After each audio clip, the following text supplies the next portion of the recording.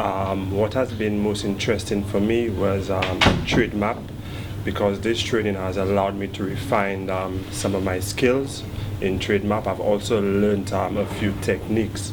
So I think going forward, what I've learned will be very important in helping me to fulfill my duties.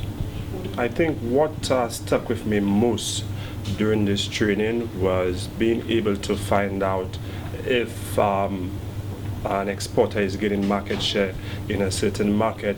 So I think that information would be very relevant for us in most of the work we do here in the market research department.